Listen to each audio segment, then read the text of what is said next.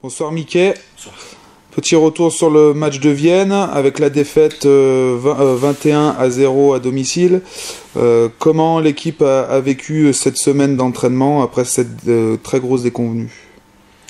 Tout d'abord, l'idée c'était de revenir sur le match, puisqu'on a fait une petite partie vidéo mardi à l'entraînement pour faire un petit constat, un état des lieux suite au match et montrer que les joueurs sont passés globalement à côté de leur match. Il y a des choses intéressantes, mais globalement on a trop subi, on a manqué de ballons, de munitions en attaque pour pouvoir inquiéter cette belle équipe de Vienne. D'un point de vue mental, comment se porte l'équipe? L'équipe se porte bien, après c'est vrai que c'est toujours difficile de perdre un match chez soi. L'idée c'est de rebondir, puisqu'il nous reste encore 3 matchs pour finir le bloc, et 3 matchs à l'extérieur, donc il va falloir se mettre de suite dans le bain, notamment ce dimanche, puisqu'on va chez nos amis de Saint-Savin. Quel type de confrontation vous attendez-vous de la part de Saint-Savin? Un peu comme dimanche dernier, à savoir une équipe qui va nous proposer beaucoup de combats, une équipe qui est beaucoup en confiance puisqu'elle a gagné déjà 2 matchs à l'extérieur, donc c'est une équipe, j'imagine, revancharde de l'année dernière des 2 défaites qu'elle a subies contre nous.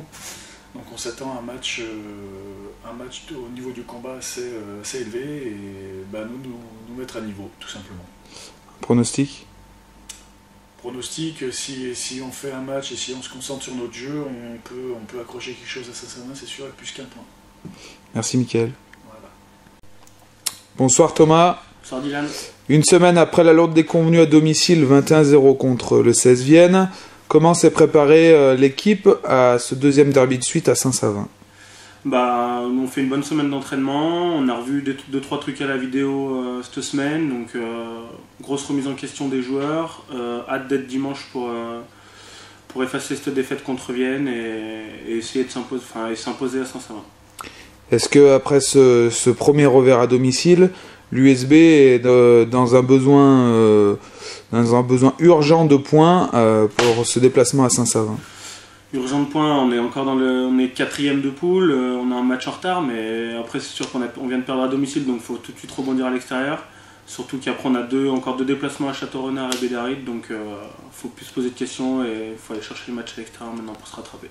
D'un point de vue personnel, c'est ton retour à l'ouverture ce dimanche.